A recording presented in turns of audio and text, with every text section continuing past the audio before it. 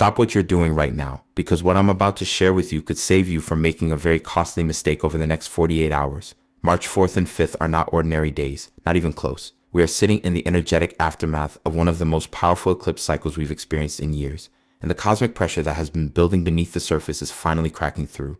The veil has been lifted, the illusions are dissolving, and whether you're ready or not, the universe is forcing you to see the truth about what is no longer meant for you.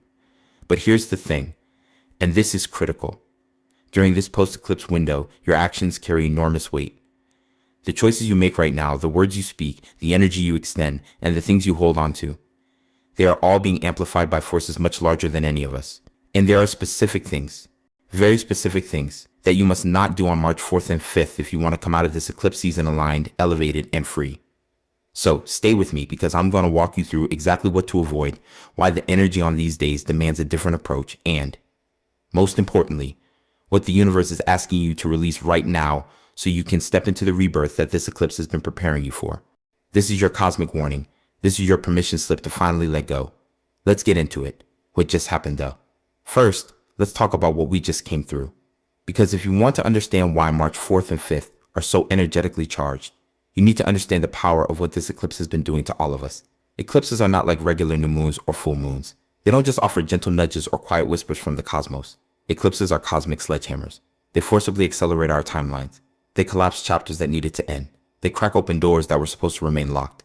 And they make it absolutely impossible to keep lying to ourselves about the areas of our life where we have been playing small, staying stuck, or holding on to something that was never meant to be permanent. This particular eclipse carried the energy of deep reckoning, a soul-level audit. The nodes of the moon, which govern our karma and our destiny, have been shaking loose everything that doesn't belong in your future. Relationships, belief systems, identities, old wounds you thought you'd processed, patterns you swore you'd released. They have all been brought to the surface. Not to torture you, but to be seen clearly, acknowledged fully, and finally let go. You may have felt this in your body. Fatigue that went bone deep. Dreams that were more vivid than life. Emotional surges that came out of nowhere. Clarity arriving like lightning strikes in the middle of the night. Sudden urges to walk away from things. A strange quiet knowing that something in your life has already ended. Even if it hasn't fully played out yet in the physical world. That's the eclipse doing its sacred, sometimes brutal work. And now, right now, on March 4th and 5th, we are in what astrologers call the post-eclipse integration window. The eclipse has fired its arrow. The arrow is in flight, and you are right in the middle of that trajectory. This means the energy is raw, exposed, and extraordinarily sensitive. This is not the time to be reckless. This is not the time to react from ego, from fear, or from old programming. This is a time for intentional surrender. And that begins by knowing what not to do. Then to do this one. The first and perhaps most urgent thing you must avoid on March 4th and 5th. Do not force closures or confrontations that are emotionally charged. I know, I can hear you saying it already, but I've been waiting to have this conversation. I need answers. I deserve closure. And maybe you do, but March 4th and 5th are not the days to seek it. Here's why. Post-eclipse energy makes everyone's emotional field hypersensitive. It's as if our nervous systems have had all their protective filters removed. People are raw. People are reactive. The things that are said in conversations during this window carry a unique kind of weight. They land differently. They hurt differently. And they are much harder to walk back from. If you go into a confrontation right now, whether it's with a romantic partner, a family member, a coworker, or even yourself, you are doing so with emotions that have been stirred and amplified by the eclipse. What you think you want to say and what actually comes out may be two very different things. And the damage done in those moments can set the tone for a relationship or a self-concept for months to come. This is especially true if you are trying to force a conclusion on something that the universe is still actively rearranging. Trust that. Some doors haven't fully opened yet. Some exits haven't fully revealed themselves. If you try to slam a door shut before the eclipse's work is complete, you may slam it on your own fingers. Instead of forcing closure right now, try this. Write the conversation in your journal. Get every word out on paper. Let yourself feel the full weight of what you want to say. This is not suppression. This is sacred processing. By March 6th or 7th, when the intensity begins to slightly lift, you will approach that conversation from a place of clarity rather than cosmic overwhelm. The right words at the wrong time create the wrong outcome. Wait. Breathe. Trust. 2. Do not major irreversible decuscience from a place OFR. The second thing you absolutely must avoid, and this one is enormous. Do not make major irreversible decisions from a place of fear on March 4th and 5th. Eclipse energy creates a sense of urgency that isn't always real. It tricks you into thinking you have to decide right now about your career, your relationship, your living situation, your finances. The pressure feels unbearable. The anxiety feels like a deadline. And in that frantic state, it is dangerously easy to make choices that are fear-based rather than soul-aligned. Ask yourself honestly, are you considering quitting something out of exhaustion rather than readiness? Are you about to walk away from a person because you're afraid of what staying might require of you? Are you rushing toward a new opportunity not because it genuinely excites your spirit, but because you're desperate to escape the discomfort of uncertainty? The eclipse doesn't want you to run. It wants you to release. There is a profound difference. Running is reactive. Releasing is conscious. Running creates the same patterns in a new location. Releasing creates genuine transformation right where you stand. So before you sign anything, before you send that message, before you hand in that notice or make that call, pause and ask yourself one question. Am I moving towards something, or am I running away from the way I feel? If the answer is running away, that's your signal. The fear is real. Yes, the discomfort is real, but the decision itself should not be made today. Give this 72 hours. Sleep on it. Sit with it. Let the dust settle enough that you can hear your intuition rather than your anxiety. Your future self will thank you. 3. Do not suppress what is rising to the surface. Now this one might surprise you, because it's the opposite of what you might expect from a list of warnings. Do not suppress what is rising to the surface.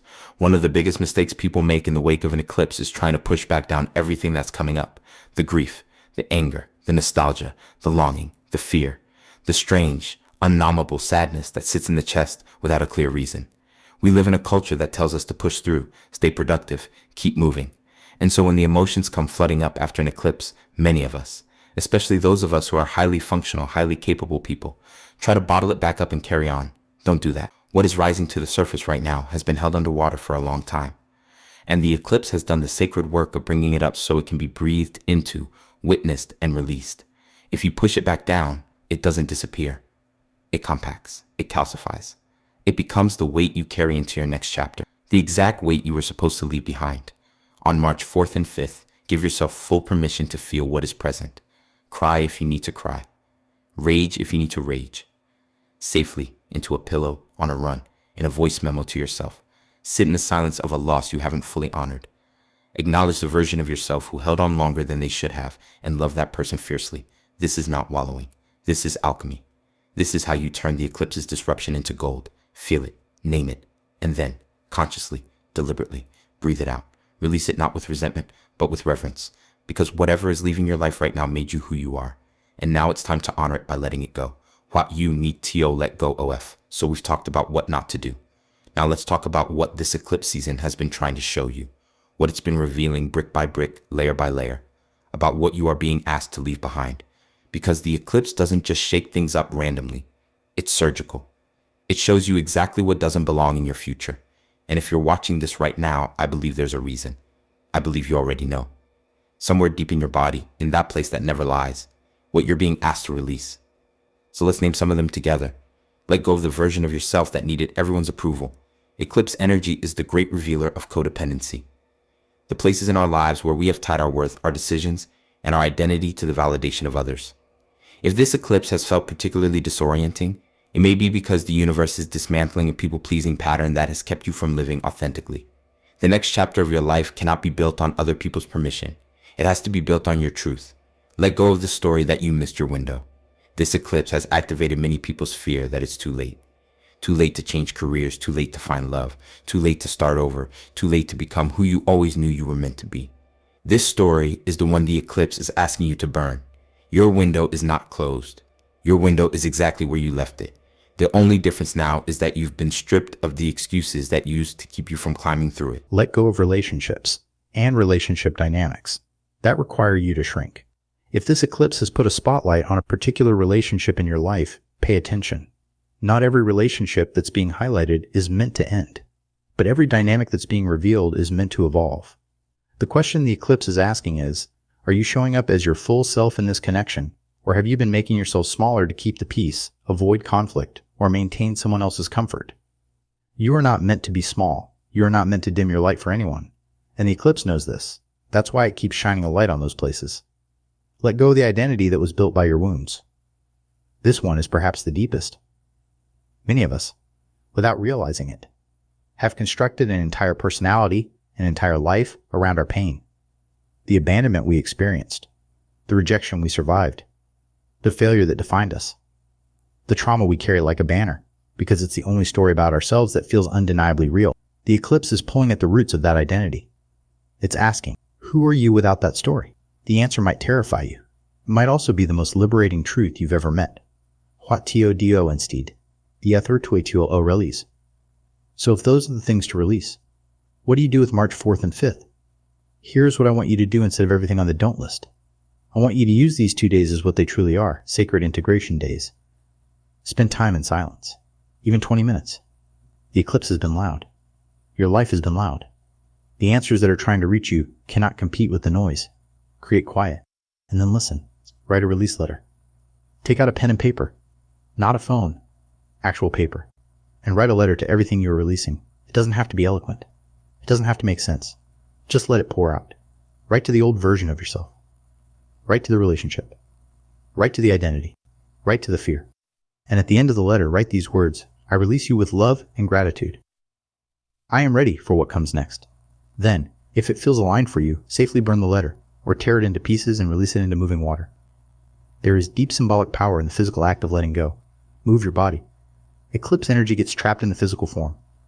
Walk, dance, stretch, swim. Do whatever allows your body to process what your mind is still trying to understand. Your body knows how to release. Give it the chance. Choose one conscious act of self-trust. On March 4th or 5th, do one thing that you have been putting off because you were afraid, because you needed permission, or because you were waiting for someone else to go first. It doesn't have to be grand. Buy the course. Make the appointment. Send the email. Say the thing.